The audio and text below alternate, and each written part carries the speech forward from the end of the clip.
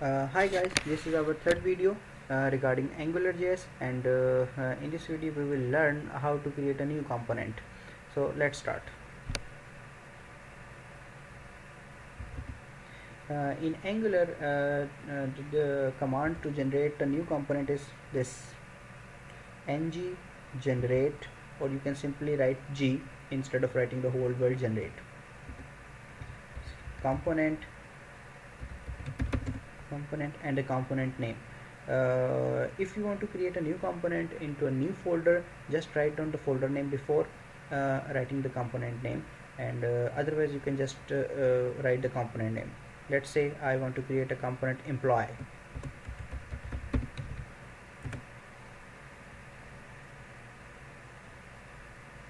Okay, now have a look.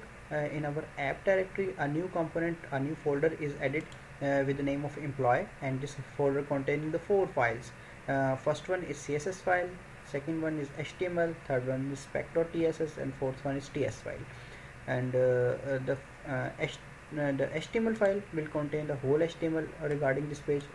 For example, just like in ASP.NET, if you have seen that we have ASPX page, and our against each ASPX page there is a code behind file, and the code behind file is basically C# or VB.NET file, and we write down any server side or C# code in CS file, and write down HTML in ASPX file. Similarly, in AngularJS, we will write down the HTML in HTML file.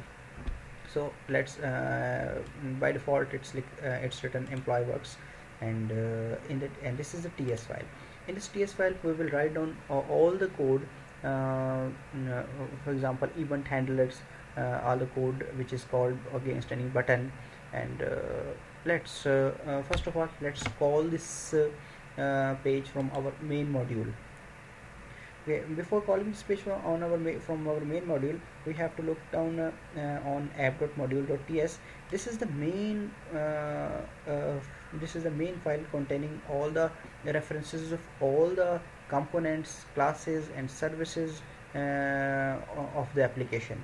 So whenever a new component is created, a reference is already created, is generated in this file. For example, you have seen just now we have created an employee component.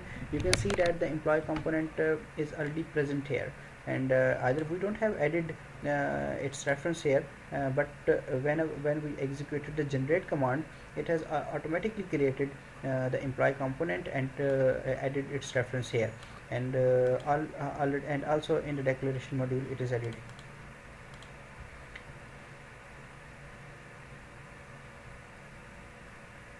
Okay, now let's add its reference in app module. Let's call this page, let's call the employee page from our main module or the app module. So in the employee module, you can see there is a selector app-employee. In order to call this page from any other page, we just need to put this selector in the page. For example, now come into the app.component.html file. This is the HTML written in default in the app module. Now if we write down this tag app-employee in the main module, in the app.component module, our page or HTML will automatically be embedded here, that is written in employee.html. So let's have a look by starting this page. ng serve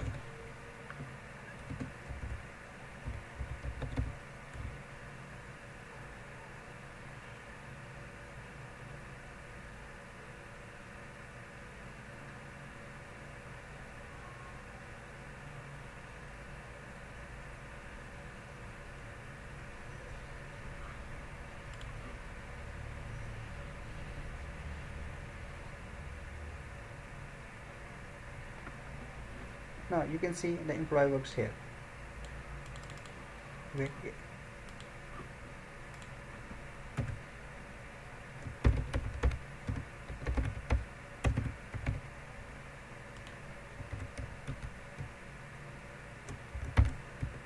Now whenever I will do any change in this file and press Ctrl plus S, then it will automatically be built and change will be reflected in the browser.